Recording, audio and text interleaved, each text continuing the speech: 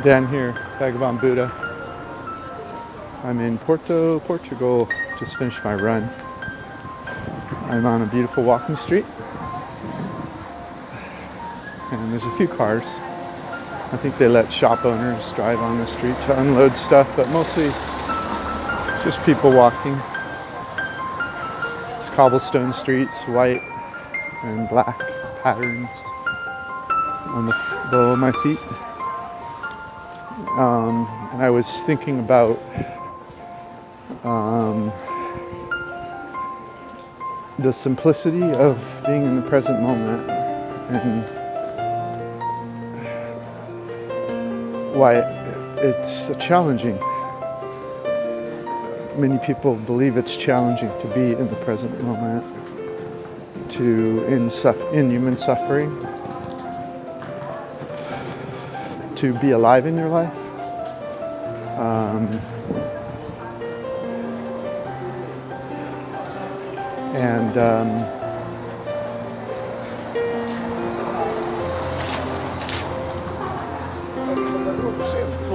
So the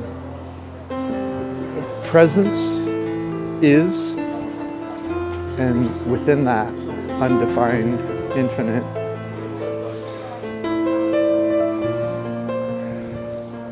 Observation, where suffering does not live. The mind speaks, and the mind is constricted in the sense that it isn't just is. The mind is in the business of solving a quiz, and the quiz is what is life? Why am I here? How do I get more money? How do I get more sex? How do I appear intelligent? How do I win the game? How do I prove that I'm better than the others?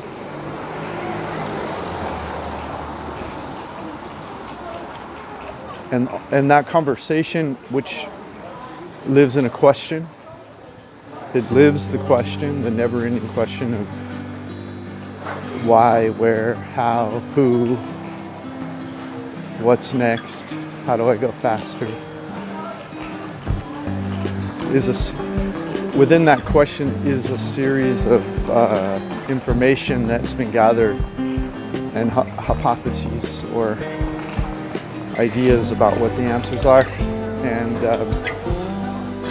these ideas are constantly tested and upgraded, improved, in order to get closer and closer to the target, which we never seem to hit exactly. And so when the mind hears the concept of there's no suffering in present moment awareness, it too, it's another game it can play. How do I get there? What's the best way to get to present moment awareness? How do I get there faster than other people? How do I, what is it? Is it safe?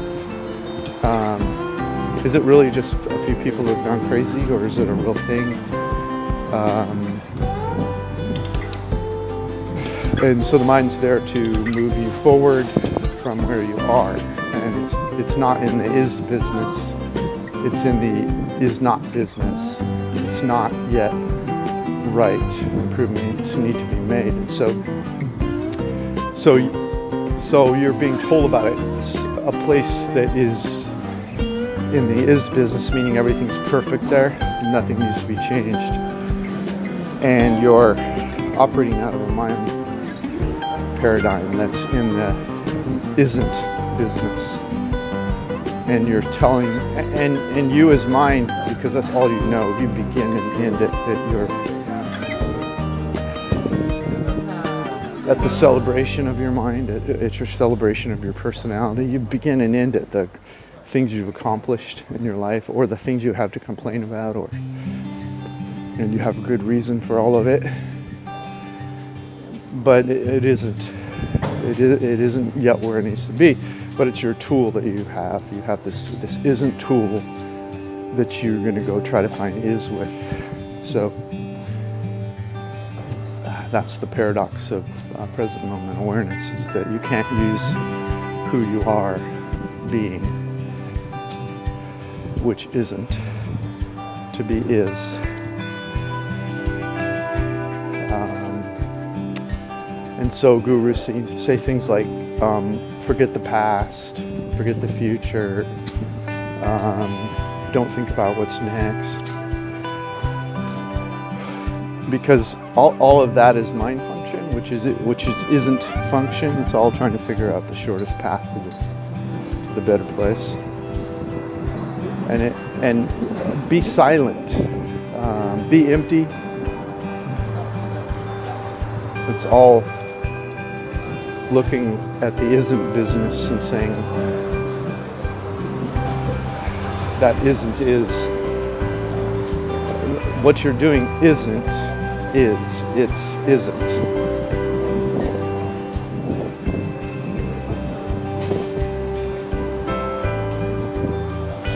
And once you're in a conversation about what that isn't is, you're kind of in the isn't domain. You're in the isn't domain. You're not in the is domain. And is here before the first question is asked. Is here. It's where the question about what do I need to do next? What isn't here? When the first isn't question, how do I improve? How do I get better? How do I make money? When you wake up in the morning and the first thing is things aren't how they need to be, what do I need to do first today?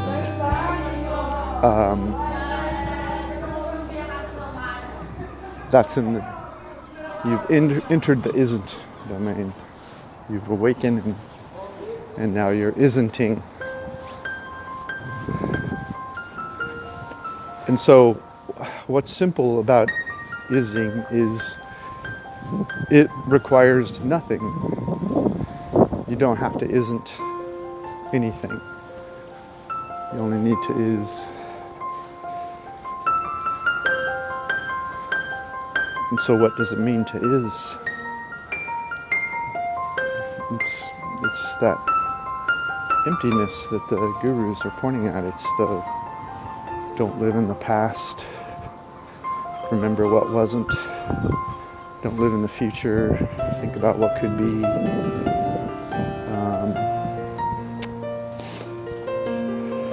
It's just being present.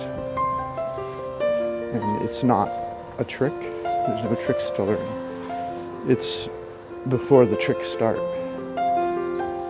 It's the silence of nothing.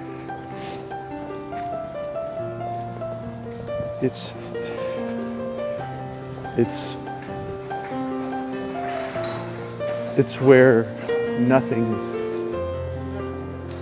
next needs to happen.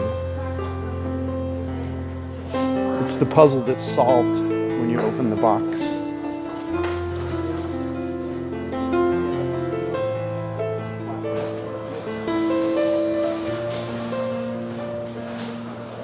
And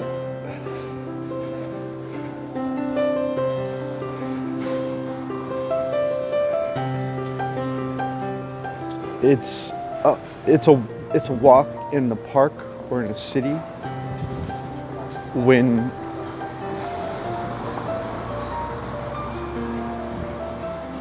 the perception of what is the end.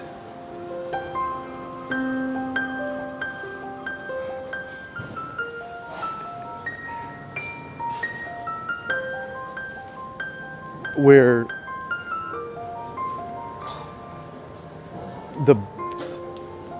what's around you is perceived as it is,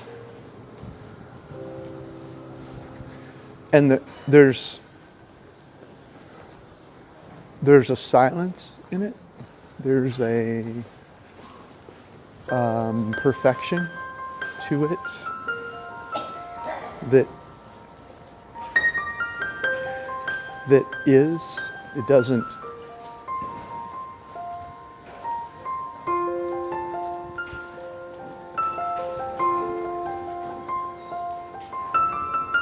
It doesn't require why.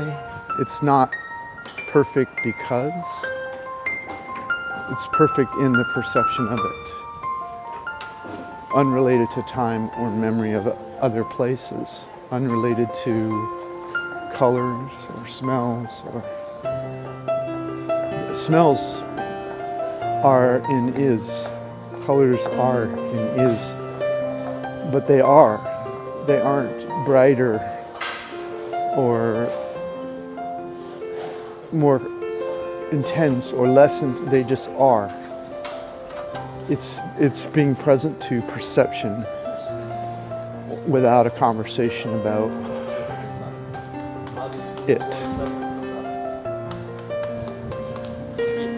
It's living in your life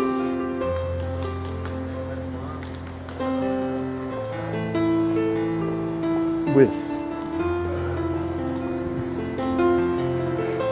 nothing else required. It's the silence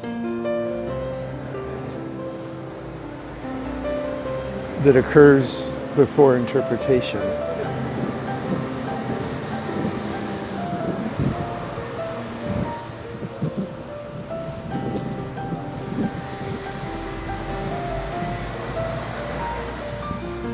And when you get there, the isn't machine may at some point attempt to deconstruct the isness and tell you whatever's wrong about it, whatever comes to mind. You know, this is silly, isness is silly. Why would you want to just be in your life when you could be in your life and have a conversation about being in your life? Why would you just want to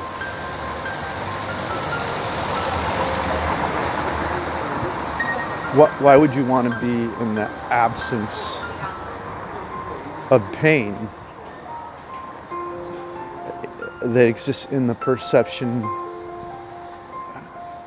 before classification starts? What is interesting about that? The mind will ask you. You know, would someone smart do that? The mind will ask you.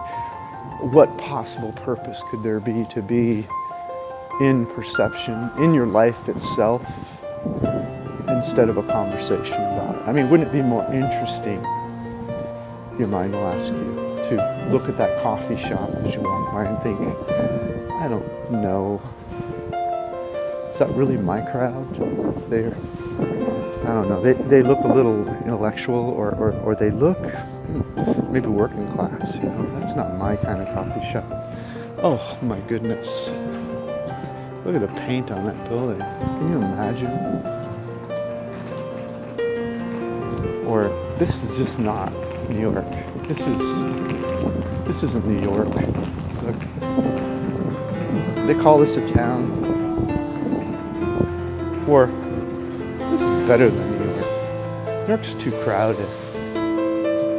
So, you know, what possibility could there be in the isness that could be as joyful as your own opinion about the isness? And so that's kind of that's what the mind will ask you. What's the purpose? What's the purpose of absence of suffering? And you have to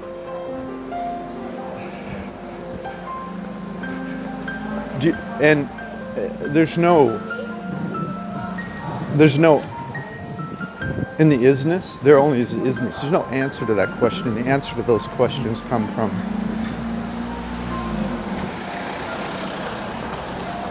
from a knowledge set accumulated over a lifetime that has been distinguished and And so your mind is when the questions start, the mind answers, and the mind moves towards that target. And now we're in the isn't business. And so the minute the questions ask, what's the purpose of this? Why do it? The mind has taken attention from isness, and then it can run down a path fairly rapidly and have you twisted in pain or joy that's temporary instead of authentic. But you can't learn that. You can't learn that by answering questions proposed by your mind. The absence of suffering is an experience that you live in,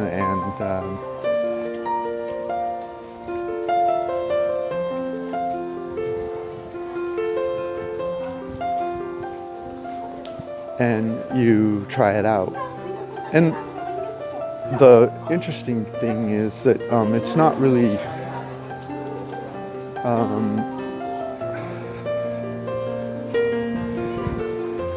it's not complicated to be in the isness before you have a classification or opinion about what's happening in the isness. It's sort of like being in perception without knowing what you're seeing, or without limiting what you're seeing to your description of it, maybe another way to say it. And so it's like an open feeling instead of a constricted, in your head conversation about what's wrong, what needs to be improved, what do we do next, what about that, oh Mona, I got this list of things to do, blah, blah, blah, blah, blah. The mind is very busy, and isness is about living in your life instead of your mind. And so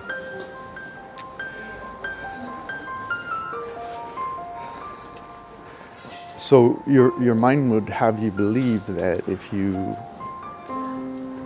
and your mind doesn't know, understand, your mind can't be an is, it has to be an isn't. Your mind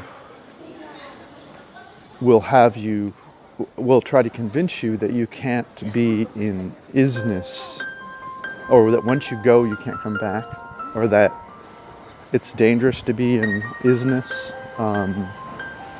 Or you'll start talking crazy like I am right now, trying to describe what it means, and your friends will all think you're weird. So your mind will use various techniques because it's afraid that you'll go down the wrong path, screw your life up, make a fool out of yourself, and you won't win the game. And so ultimately it's there to protect you. But the truth is, it doesn't know what is feels like. It's in the isn't business. It doesn't make movies, it critiques them. It doesn't write poetry. It certainly can, shitty poetry. It critiques poetry. And so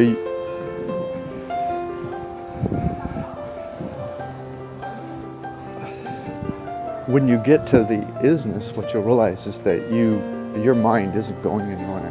Once you are alive, and your life right now in the isness, and your shoulders drop and you relax, and the first time your mind speaks up,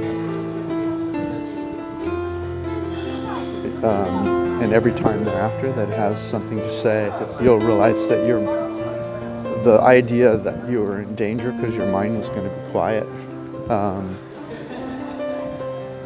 and not protect you, that turns out to, the mind maybe doesn't know, maybe it's a valid question the mind's asking. It's unsafe to be uncritical of life.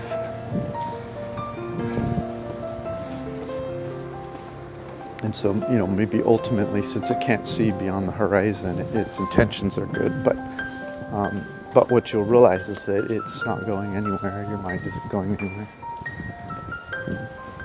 But if you take some of the intensity out of its power,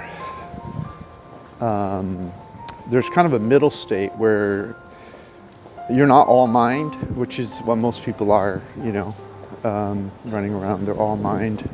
They don't understand that there's a horizon beyond the edge of their most current thought. And then there's moments or hours or weeks or years some reach where they're all isness. And even that has purpose and direction and action. So it's not like you're just sitting there under a tree. But then there's this middle space,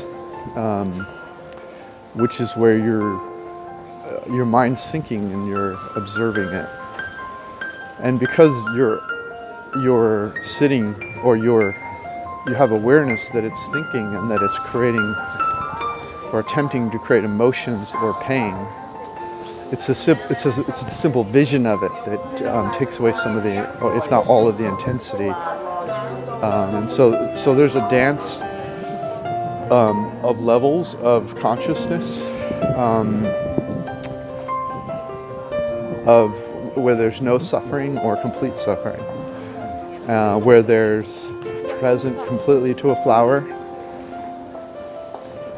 without your mind even saying it's red or it's purple or it's yellow. Just you're completely with the flower in a isness motion without even, it's not even a flower. It's just you're experiencing this thing in front of you completely without even a conversation about what species it is or what that smell is, or even the word smell, or even that you're in nature. You're just completely present with the flower, and your life is with the flower. And the kind of stuff, the complete mind would be where there's a problem in your life that is just consuming you. It's all you can think about.